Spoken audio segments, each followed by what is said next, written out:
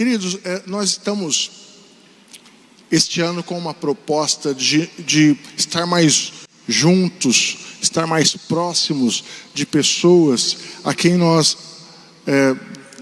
temos sido desafiados a andar, a caminhar juntos e nos apresentar cada vez mais uma proposta, a proposta de Deus, de seguir os planos e os propósitos, os passos de Jesus. Este é o discipulado, porque nós fomos chamados para sermos discípulos do Senhor. E como discípulos nós precisamos caminhar, primeiramente ao lado do Senhor, junto com o Senhor, e junto com os irmãos, junto com a igreja do Senhor. E para isso nós precisamos ter em mente algumas questões, algumas coisas. O que implica na nossa vida caminhar com Jesus? E o que implica na nossa vida ajudarmos outros a caminhar com Jesus? Isso que é ser discípulos do Senhor. Você tem caminhado com Jesus? Eu creio assim, não é verdade? Vocês têm andado com Jesus, não é? E então nós também ajudamos outros a caminhar com Jesus, a andar com o Senhor. Eu quero então passar para os irmãos, meditar com os irmãos brevemente, sobre 3 perspectivas do discípulo de Cristo. Se somos discípulos, então temos 3 olhares, a partir do momento que Ele nos chama, a partir do momento que Jesus te chama, nós passamos a ter 3 olhares, 3 perspectivas na nossa caminhada cristã. Então nós vamos lá olhar o texto de Isaías capítulo 6. Abra sua Bíblia, eu não vou projetar não, tá? Na sua Bíblia aí, ou abra a Bíblia de papel ou acesse, né? Agora está assim. Mas nós vamos ler Isaías capítulo 6, do verso 1 ao verso 8, que diz assim, olha, provavelmente vai estar diferente da versão da sua Bíblia, mas não tem problema, a compreensão vai ser a mesma, vai ser até maior, porque vai ter alguma palavra ou outra que vai enriquecer. No ano em que morreu o rei Uzias, eu vi o Senhor assentado sobre um alto e sublime trono, e as abas de seu manto enchiam o templo. Acima dele havia serafins, cada um tinha 6 asas, com 2 cobriam o rosto, com 2 cobriam os pés, e com 2 voavam, e clamavam uns aos outros: Santo, Santo, Santo é o Senhor dos exércitos, toda a terra está cheia da sua glória. E as bases das portas tremeram à voz do que clamava, e a casa se encheu de fumaça. Então eu disse: ai de mim, estou perdido, porque sou homem de lábios impuros e habito no meio de um povo de lábios impuros. E os meus olhos viram o Rei, o Senhor dos exércitos. Então um dos serafins voou até mim, trazendo na mão uma brasa viva que havia tirado do altar com uma tenaz. E tocou-me a boca com a brasa e disse: agora isto tocou os teus lábios, a tua culpa foi tirada e o teu pecado perdoado.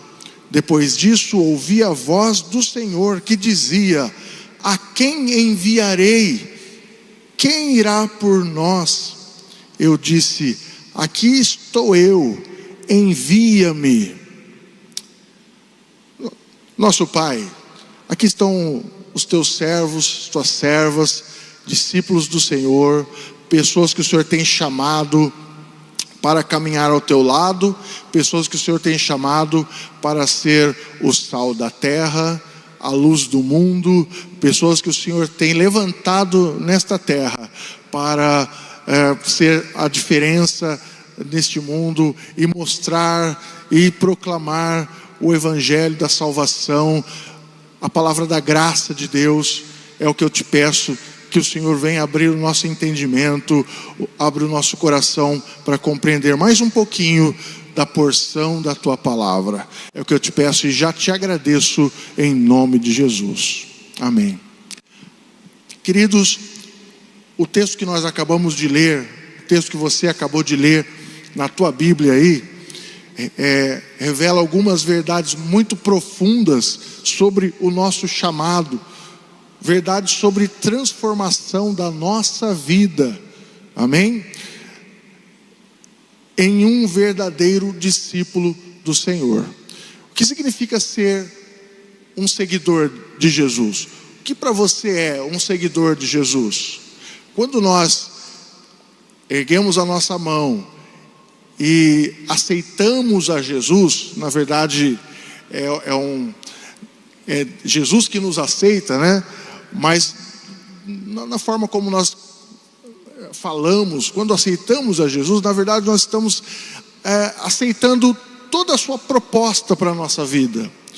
Estamos reconhecendo qual é a forma de andar proposta pelo Senhor, qual é o jeito de caminhar, qual é o jeito de viver, porque nós, em algum momento da história, nós perdemos o jeito correto de viver, o jeito correto de pensar, o jeito correto de falar. Então, quando andamos com Jesus, Jesus nos mostra e nos guia a uma transformação tal que nós vamos andando e vamos nos parecendo cada vez mais com Ele.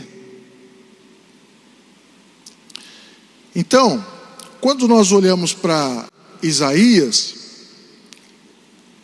nós podemos aprender 3 perspectivas essenciais para o discípulo de Cristo. Então, quais são elas? Eu já vou falar logo de cara quais são essas 3 perspectivas. Primeira, olhar para Deus. Nós vamos ler Isaías e vamos perceber, capítulo 6, vamos perceber que primeiro Isaías olha para Deus. Depois, a segunda perspectiva é olhar para dentro de si, olhar para as suas condições, para a sua vida. E a terceira perspectiva é olhar para o mundo, olhar ao seu redor, olhar para o mundo. Amém? Vocês estão comigo? Então vamos lá. A primeira perspectiva, o discípulo olha para Deus. Quando somos chamados primeiramente a voltar os nossos olhos, voltar o nosso olhar para o Senhor, para Deus. É Ele que tem todas as respostas para a nossa vida, Ele que tem as respostas para os dilemas da nossa vida. E aqui, no caso, Isaías começa dizendo que aquele fato aconteceu num ano muito particular. Era um ano em que morreu um grande rei, o rei Uzias. E aquele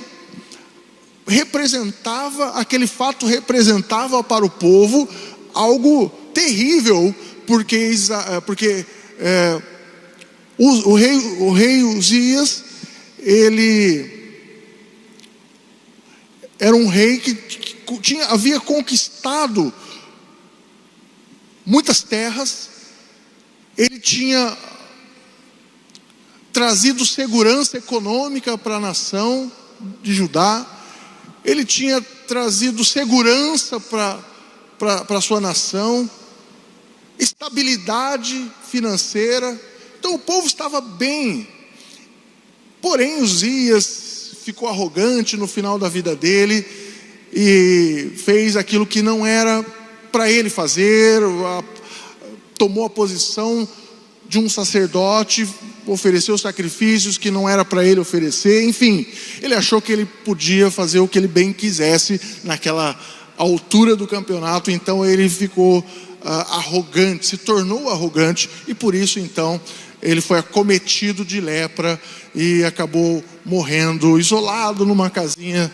E naquele ano então é como se a nação tivesse perdido o chão. Você já esteve numa situação assim? Parece que eu perdi o chão devido a uma situação, devido a uma perda, até uma perda mesmo de alguém, né? Fiquei sem chão, e agora? Perdi a estabilidade, perdi a força, porque aquela pessoa representava alguém muito importante, alguém que pudesse até ser um elo da família, não é? E agora? O que nós vamos fazer? Mas naquele ano, é interessante que naquele ano, Isaías é convidado a olhar para Deus. Então, no ano que morreu o rei Uzias, eu vi o Senhor, olha lá, capítulo 6, versículo 1, parte B. Eu vi o Senhor assentado sobre um alto e sublime trono. Quem se assenta no trono, meus irmãos? Quem? O rei. Um rei se assenta no trono. Veja que ligação curiosa. No ano que morreu um rei, o rei da nação, que representava alguém importante, estabilidade econômica, segurança e tantas outras coisas, terras, conquistas. No ano que morreu esse rei, Deus fez Isaías olhar para ele, e ele estava assentado num alto e sublime trono, ou seja, ele dizendo assim: os reis passam, os reis desta terra podem passar, mas o meu governo, o meu trono jamais passa. Ele continua reinando, ele continua governando. Então, não se preocupe com situações que parece que a gente perdeu o chão, mas se nós somos discípulos do Senhor, nós decidimos andar com Cristo, então, meus irmãos, então, pode ficar tranquilo, o Senhor está sentado num alto e sublime trono, Ele reina, Ele governa sobre as nossas vidas, sobre a sua vida, amém? Você crê nisso? Ele governa sobre a sua vida, então não se preocupe. Vamos lá.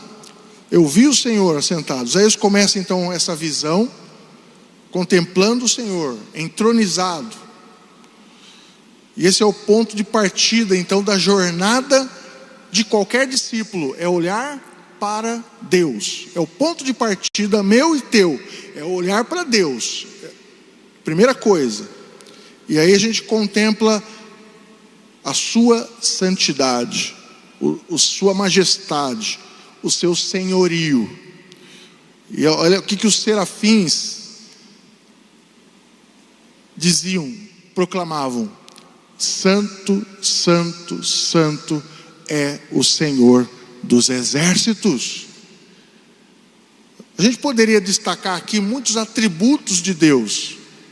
Eu creio que muitos irmãos aqui já esteve na escola bíblica dominical. Aliás, a nossa classe está estudando justamente sobre Deus, a doutrina de Deus. E nós vamos ver brevemente sobre os atributos de Deus. Mas eu sei que alguém aqui já deve conhecer os atributos de Deus, saber quais são. Por exemplo, amor, justiça, verdade, santidade e muitas coisas, né, muitos atributos de Deus. Aí a gente vê outros atributos. Ele é onisciente, onipresente, onipotente e assim por diante.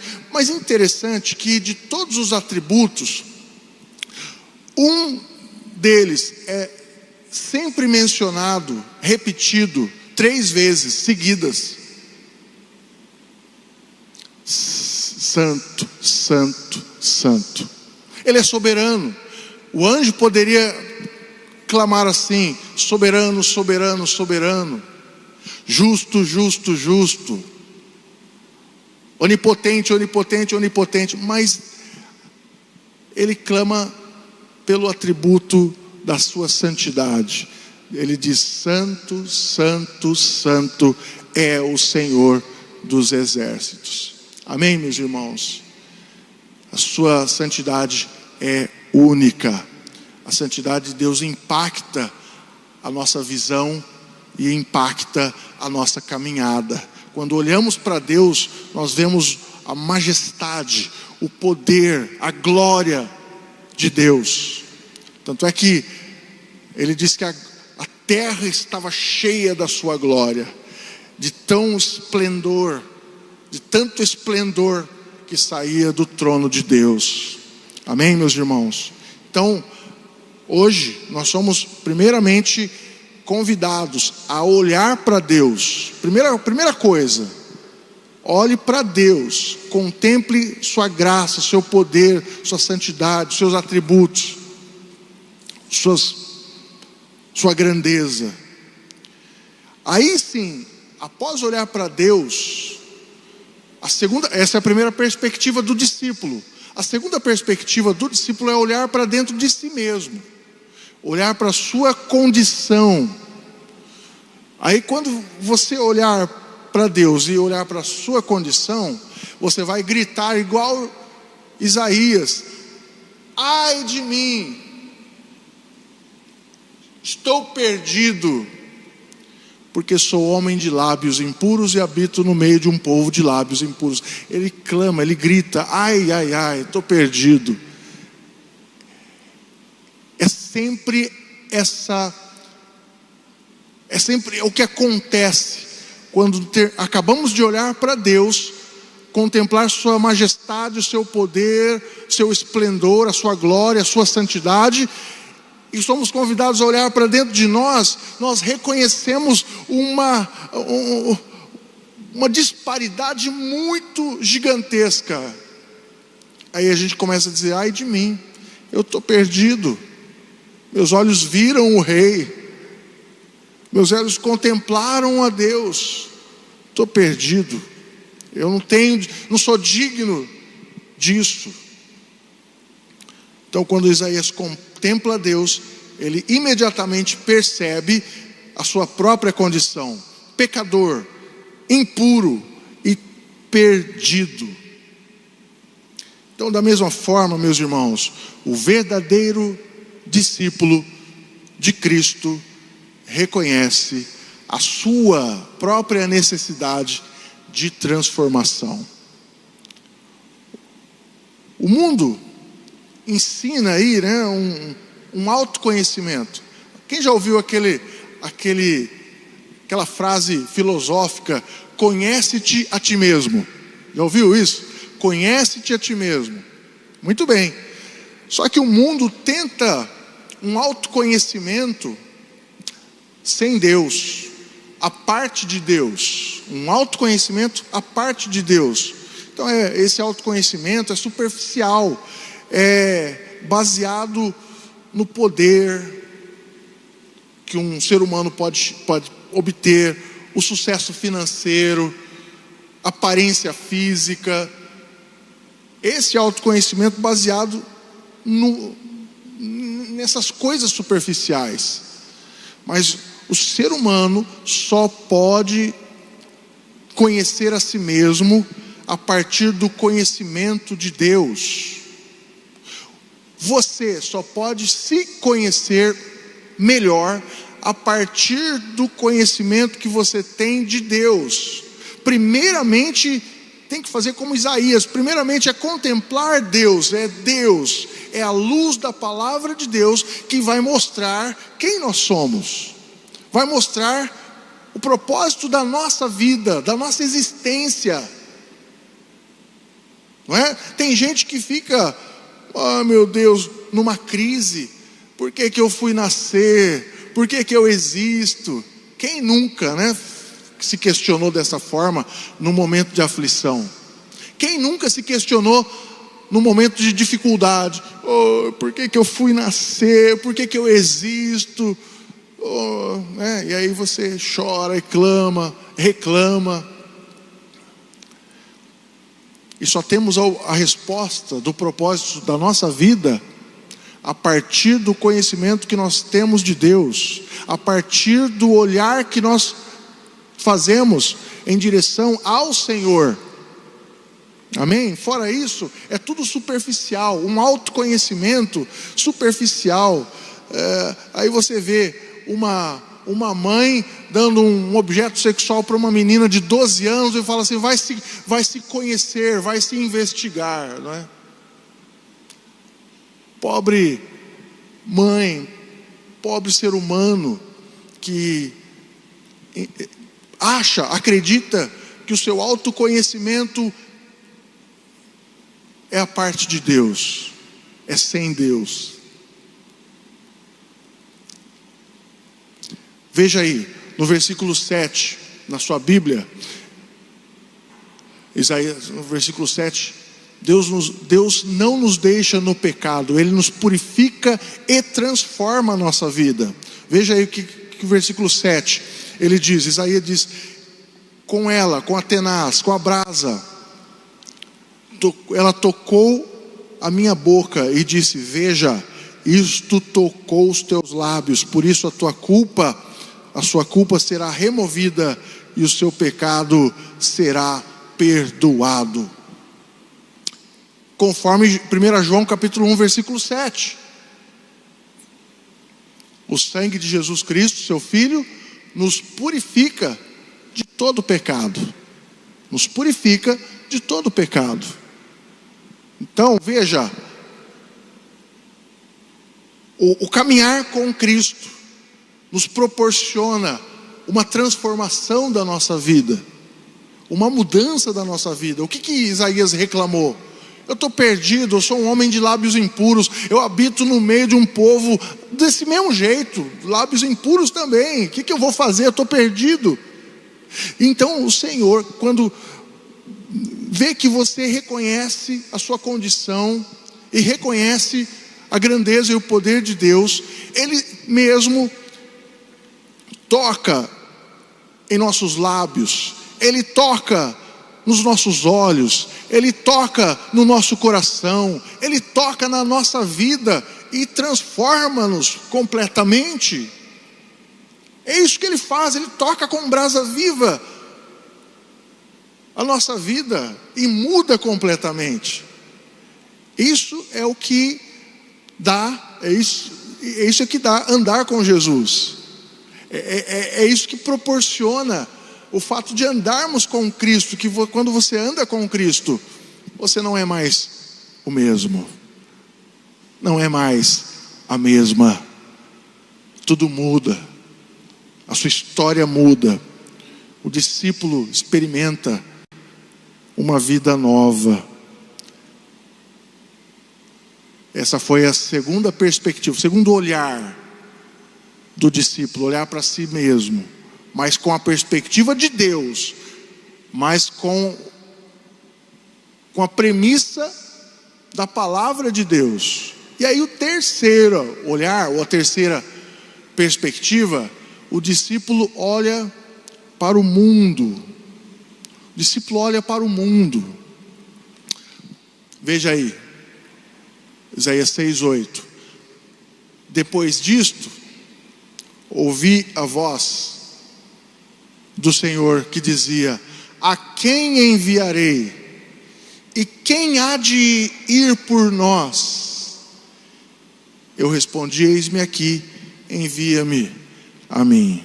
Então Deus agora, após Isaías olhar, contemplar a sua grandeza, a sua santidade, a sua glória, no alto e sublime trono, ele ter examinado a si mesmo, visto a sua própria condição, agora o Senhor o convida a olhar para o mundo e contemplar este mundo carente, caído, que precisa da graça, precisa desesperadamente da graça de Deus, precisa desesperadamente do perdão, da reconciliação, conforme estamos falando ao longo deste mês.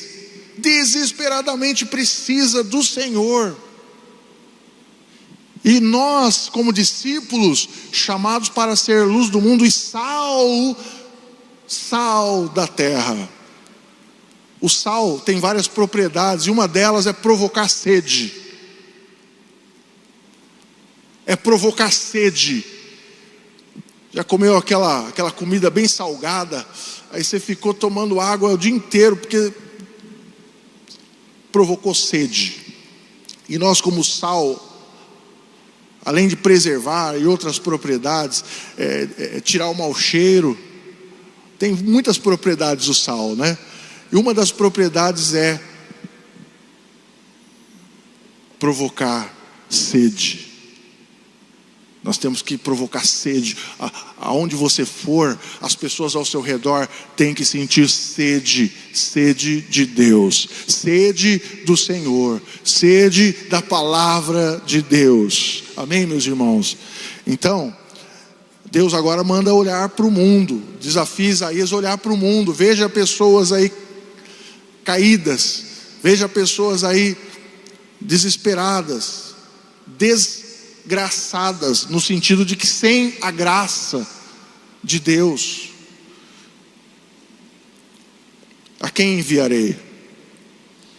Deus disse: quem há de ir por nós? Então,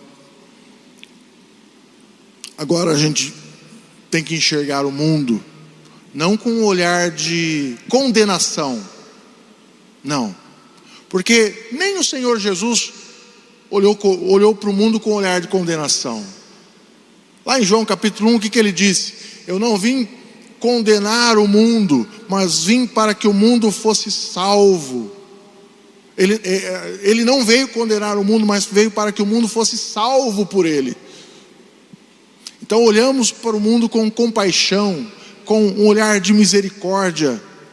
Olhamos para as pessoas no nosso trabalho, por mais terríveis que elas sejam, por mais difíceis que elas sejam, olhamos com um olhar de graça, de compaixão, de misericórdia.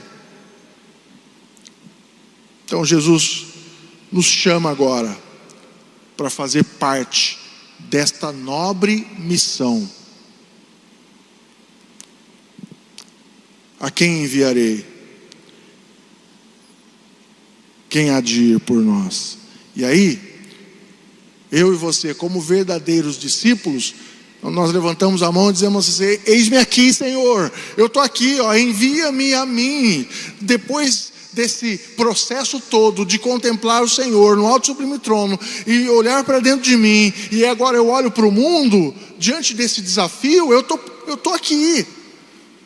Do mesmo modo como eu fui alcançado e fui purificado com brasa do altar, na minha boca, no meu coração, na minha mente, a minha vida foi transformada. Então, se Deus me mudou, um homem como eu, Deus me transformou, um homem perdido como eu, desgraçado como eu era, e o Senhor me transformou, então Ele pode fazer isso com qualquer pessoa. Todos aqueles a quem o Senhor chamar, Ele tem um propósito, um plano especial de salvação e de transformação.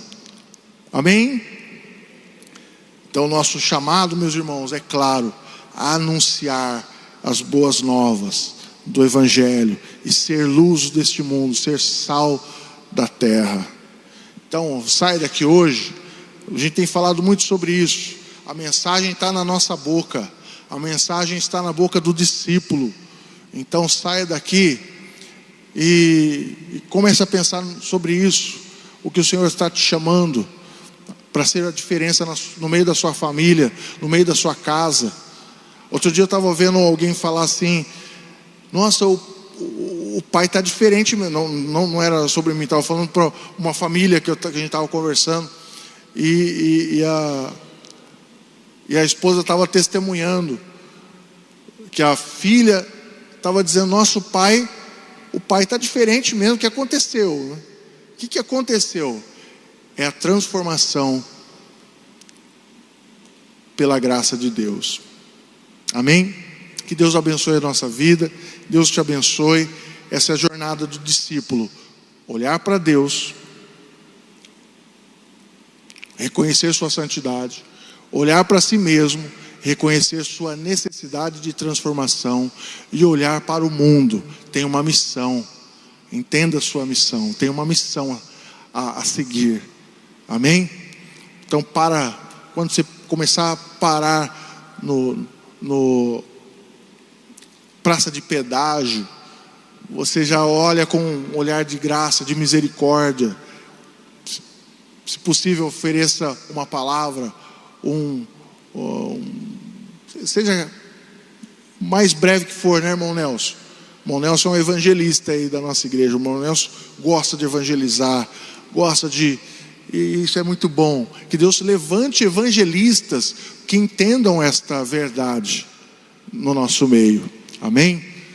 Seja na escola, seja no trabalho, seja no semáforo, aonde for, você sabe que tem que olhar para o mundo com um olhar de misericórdia, de compaixão.